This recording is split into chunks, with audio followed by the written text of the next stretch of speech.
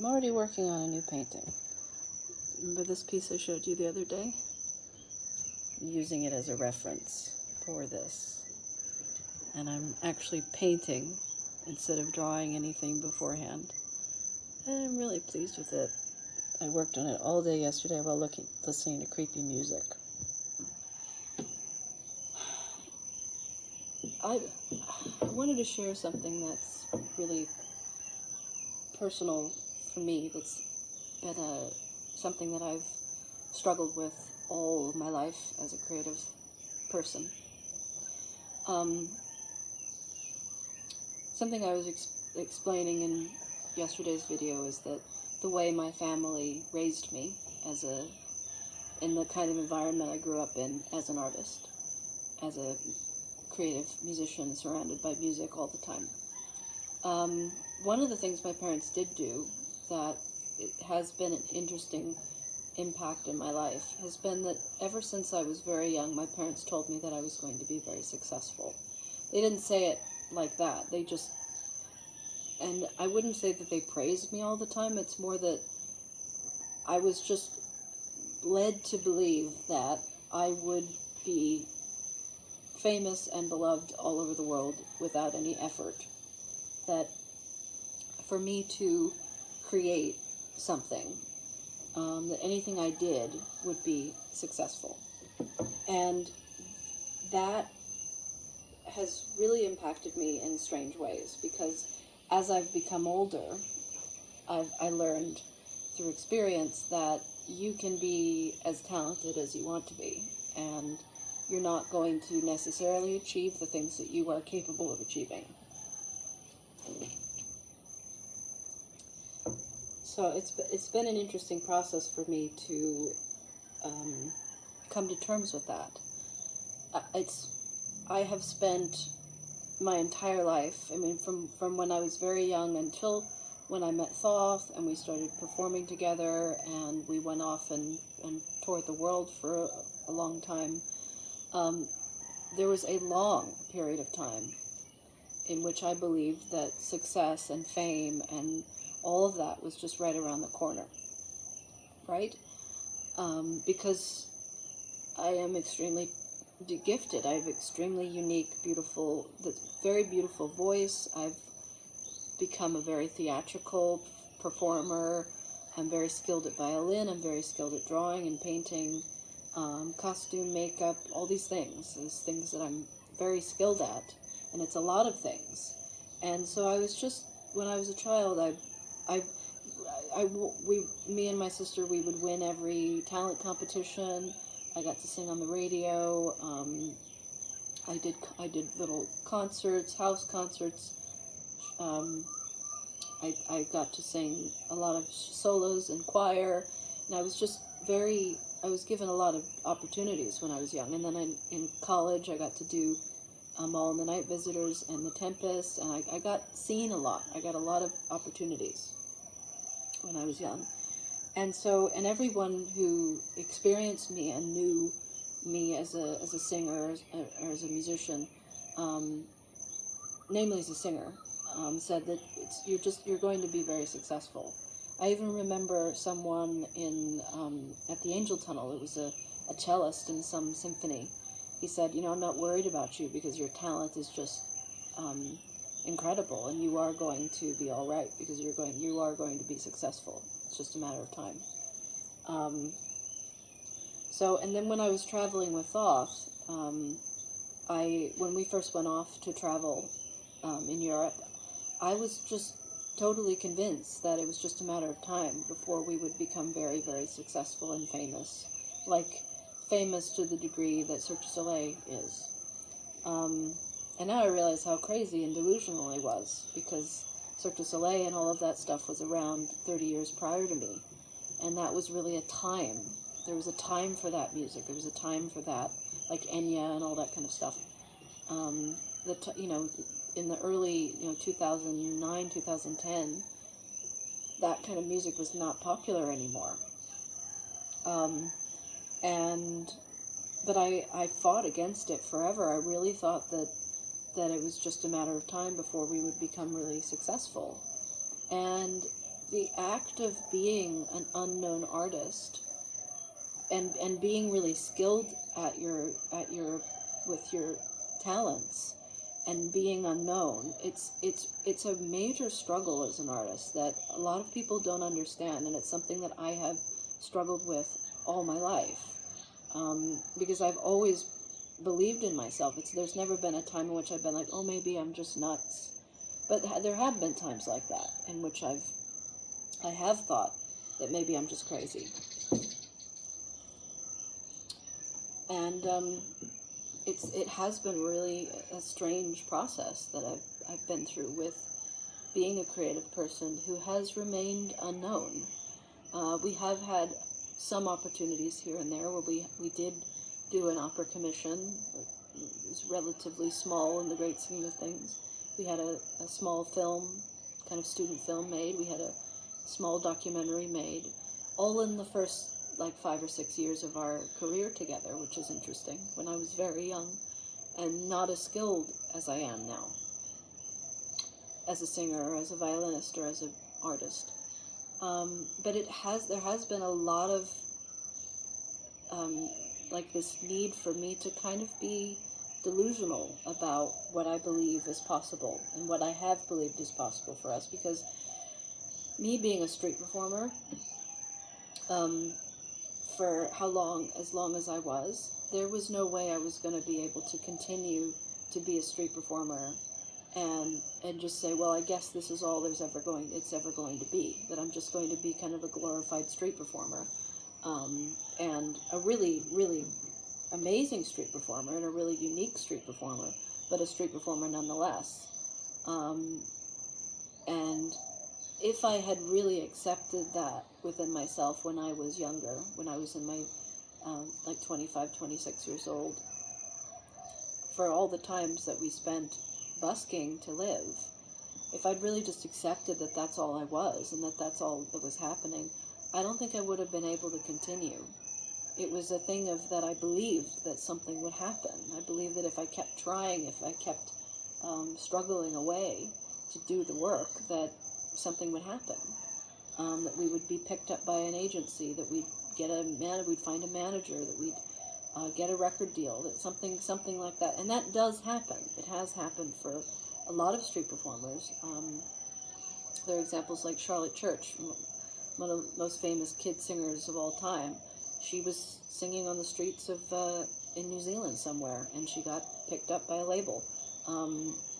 People like someone like Aurora, a song that she had made just accidentally ended up online, and she got discovered by a label, and it just blew up, and she's that happens, where it's just randomly you can get discovered.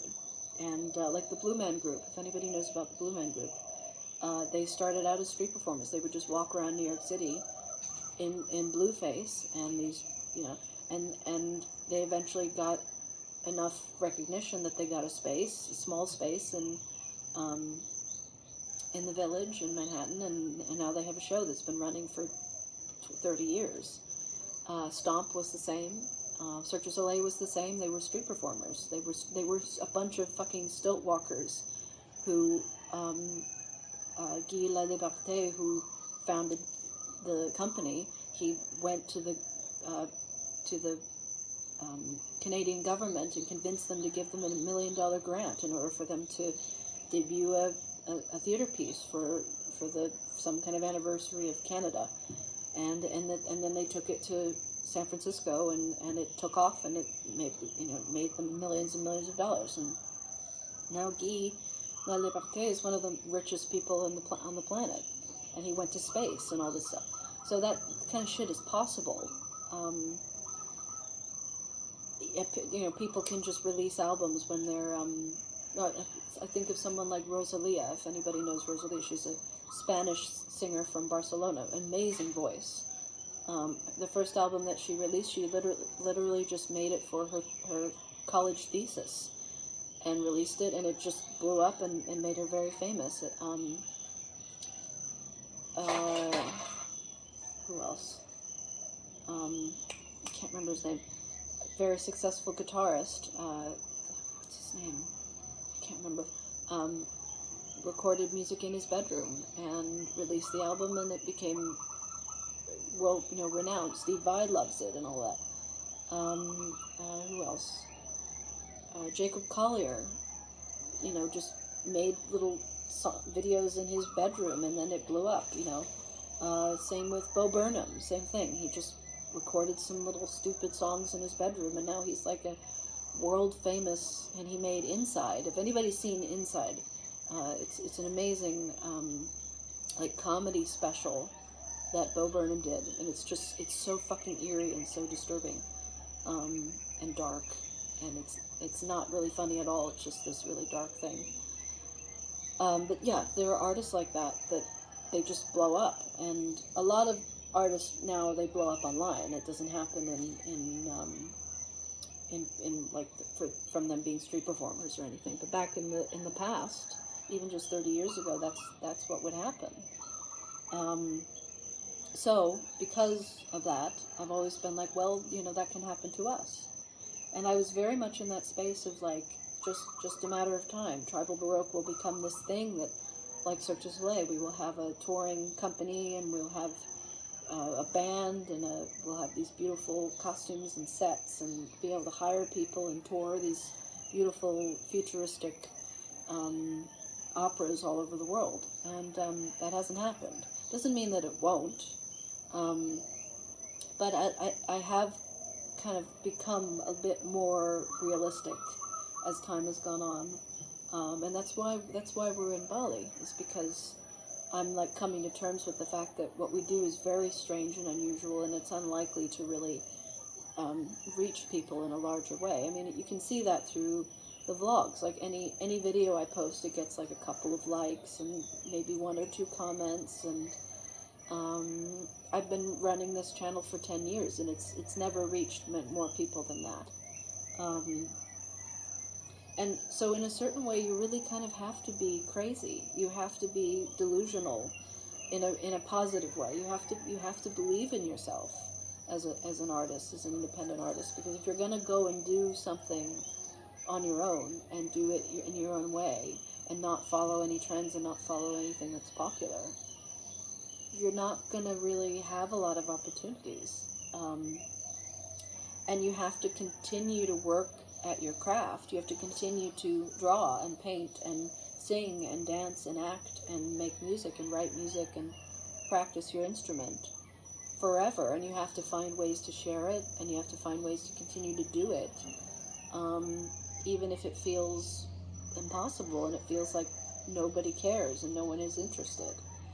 And so it's just been a big arc for me over the last 15 years, and actually from the whole 36 years of my life so far, of me coming to terms with that I am an artist, and I am a great artist, and I'm not going to give up, and I'm not going to stop just because there's very little interest in what we do.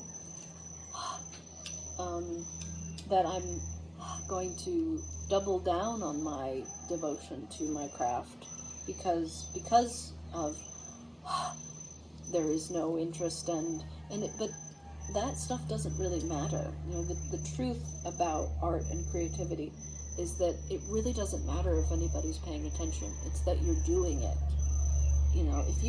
If like, for example, if we just played music in public only when people were watching us, we wouldn't have played music very much, because there were a lot of times in which there would be no one watching.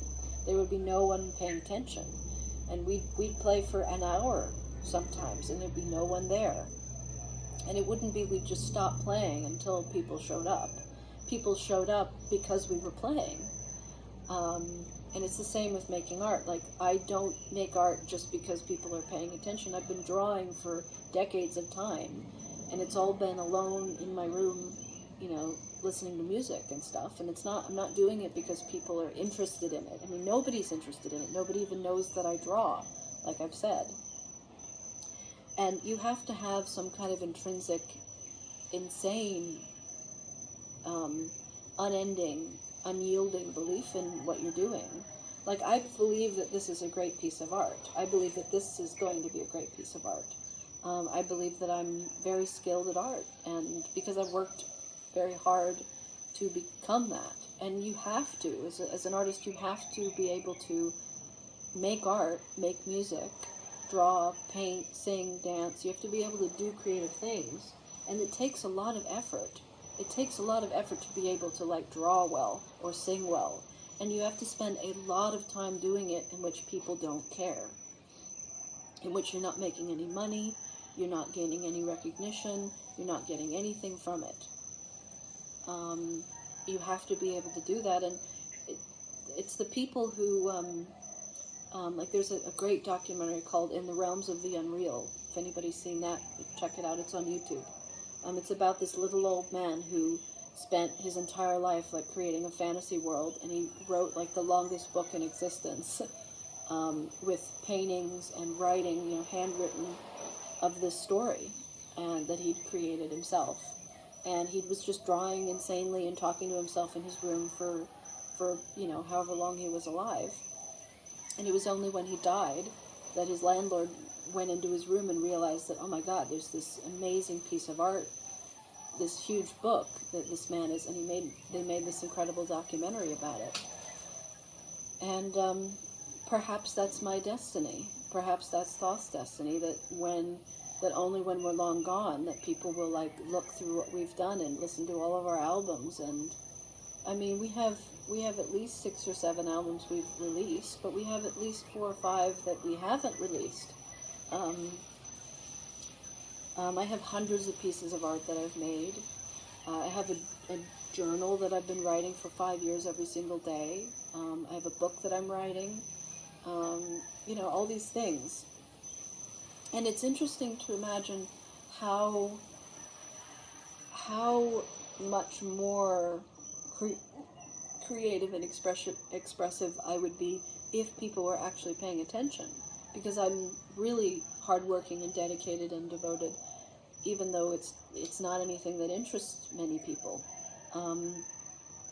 Like, I have had a lot of trouble in the past with the idea of, like, if I was famous, if I was successful as an artist, that I'd have so many more chances, so many more opportunities to share my thoughts and my ideas. I'd be able to make costumes out of pieces of art that I make. I'd be able to hire a team of people to build costumes for me. I would be able to hire a team of people to sing or play music with us, or create a show,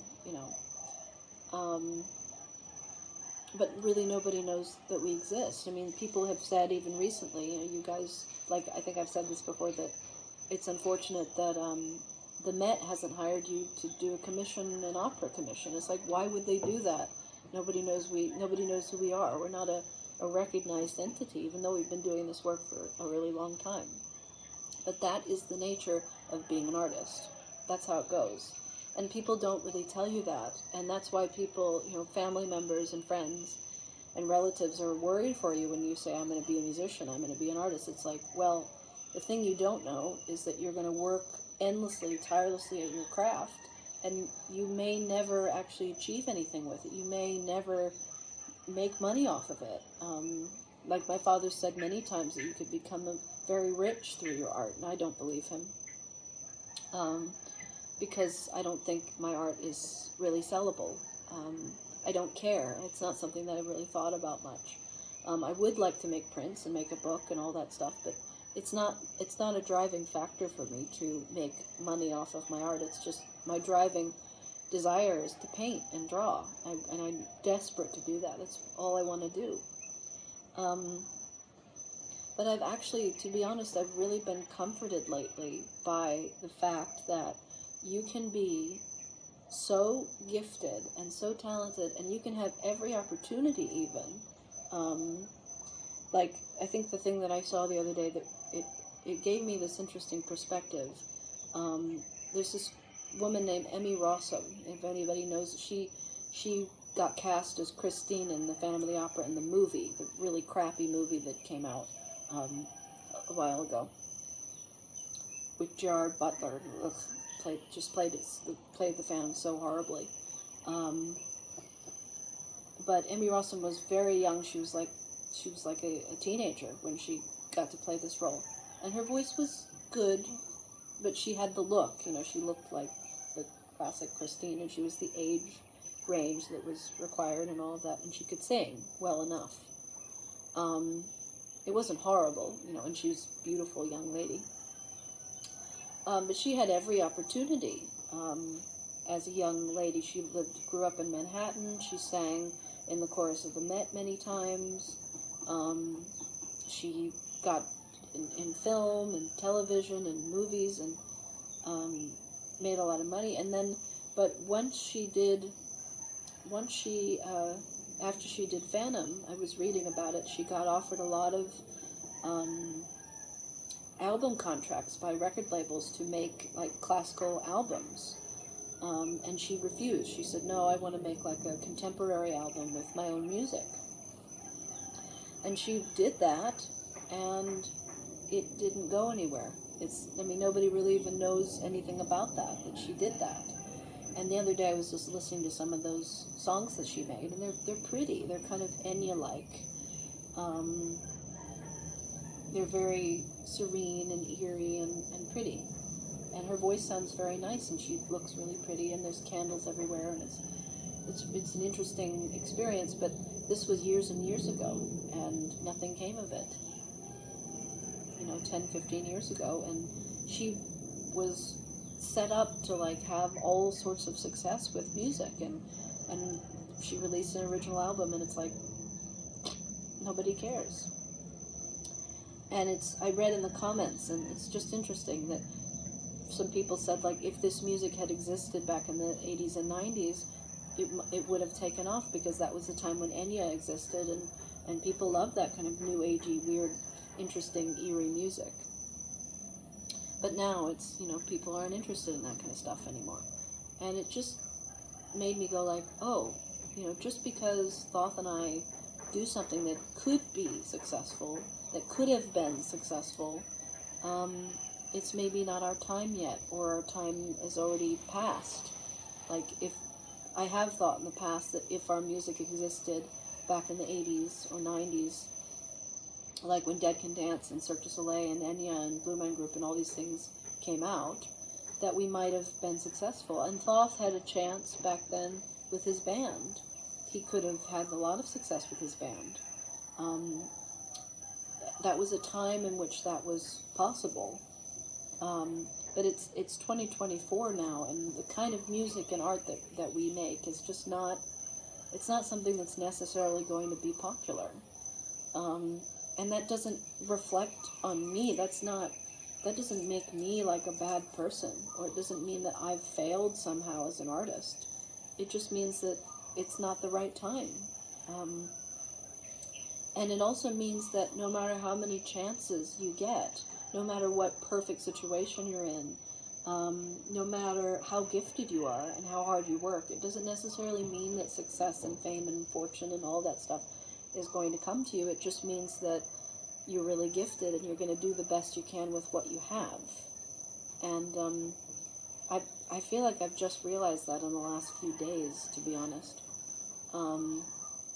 which is really interesting for me, because I'm 36 and I've been struggling away as an artist for that long. And I used to, even in the last 6 months when we first moved here, I felt like I'd failed, because I was no longer performing, I was no longer going out, like Thoth is out right now, singing in public somewhere, and I felt like I was a failure. I felt like I'd failed my talents, and I wasn't going to achieve anything anymore, and I was just going to kind of fade away into nothing. And I'm finding a new way, a different way to express myself. And I'm still playing, I'm still drawing, I'm still being creative every single day. It's just in a different way. And it doesn't mean that nothing is possible anymore, and I'm sharing online, which is something I wasn't doing in the same way before.